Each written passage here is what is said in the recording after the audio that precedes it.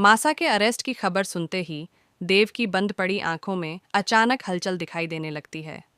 जैसे ही यह खबर उसके कानों तक पहुंचती है, उसकी हालत बदलने लगती है। सीरियल में आने वाला है एक के बाद एक जबरदस्त ड्रामेटिक ट्विस्ट, जो कहानी को पूरी तरह पलट कर रख देगा। जहां एक तरफ देव अब तक बेहोशी की हालत में था, वहीं अब वह अपनी आंखें खोलने वाला है और अपनी मासा को बचाने के लिए हर हद पार करने वाला है।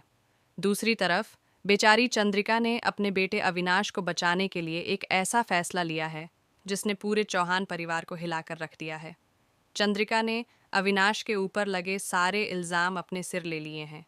एक माँ होने के नाते वह यह सब इसलिए कर रही है क्योंकि वह पहले ही अपने बेटे देव को खोते खोते देख चुकी है। वह अब किसी भी हाल में अपने दूसरे बेटे अविनाश को जेल जाते हुए नहीं देख सकती। इसी वजह से वह खुद को कुर्बान करने के लिए तैयार हो जाती है और पुलिस के सामने सारी गलती अपने ऊपर ले लेती है। चंद्रिका जानती है कि यह फैसला उसे बहुत भारी पड़ेगा, लेकिन फिर भी वह अपने बेटे को बचाने के लिए पीछे नहीं हटती। जाते जाते वह वसुधा से कहती है कि अब चौहान हाउस की जिम्मेदारी पूरी तरह उसी के हाथों में है। यह सुनते ही वसुधा घबरा जाती है, उसके पैरों तले जमीन खिसक जाती है और वह पूरी तरह पैनिक हो जाती है। वह बिना वक्त गंवाए सीधे देव के पास दौड़ती है। वसुधा देव के पास पहुंचकर टूटे हुए अंदाज में कहती है कि मासा को अरेस्ट किया जा रहा है और अब तुम्हें आंखें खोलनी ही होंगी। यहीं पर सीरियल में एक ऐसा ट्विस्ट आता है जो दर्शकों की सांसें रोक देगा। ड्रामेटिक म्यूजिक के साथ देव धीरे धीरे अपनी आंखें खोलता हुआ नजर आता है। इतना ही नहीं, वह अपना हाथ भी हिलाता है, जिससे साफ हो जाता है कि देव होश में आ चुका है। इसी पल से देव की रिकवरी की शुरुआत हो जाती है। डॉक्टर भी हैरान रह जाते हैं कि इतनी जल्दी देव की हालत कैसे सुधरने लगी। कुछ ही समय में देव व्हील चेयर पर बैठकर वसुधा के साथ पुलिस स्टेशन पहुंच जाता है। पुलिस स्टेशन में देव को इस हालत में देखकर हर कोई हैरान रह जाता है। पुलिस कहती है कि तुम तो मरने जीने की हालत में थे, फिर यहाँ कैसे आ गए?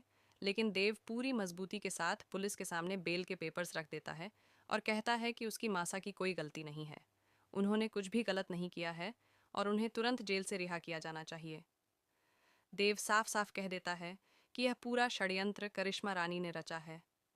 देव बताता है कि करिश्मा ने पहले अविनाश को फंसाने की कोशिश की थी, लेकिन जब उसे लगा कि चंद्रिका अपने बेटे को बचाने के लिए कुछ भी कर सकती है, तो उसने यह चाल चली कि पूरा चौहान हाउस ही तबाह हो जाए।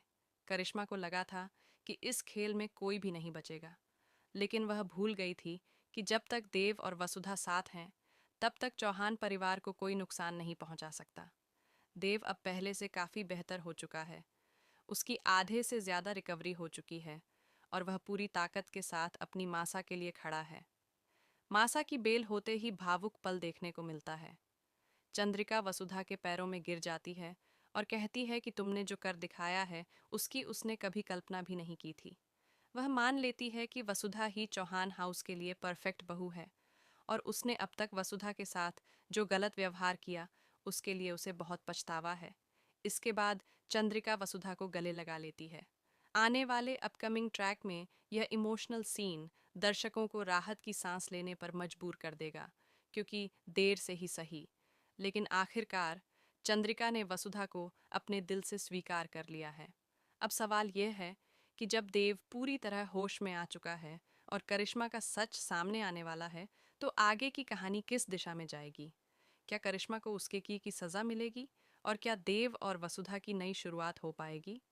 इन सभी सवालों के जवाब जानने के लिए देखते रहिए सीरियल वसुधा। अगर आपको यह वीडियो पसंद आया हो तो एक लाइक ज़रूर करें।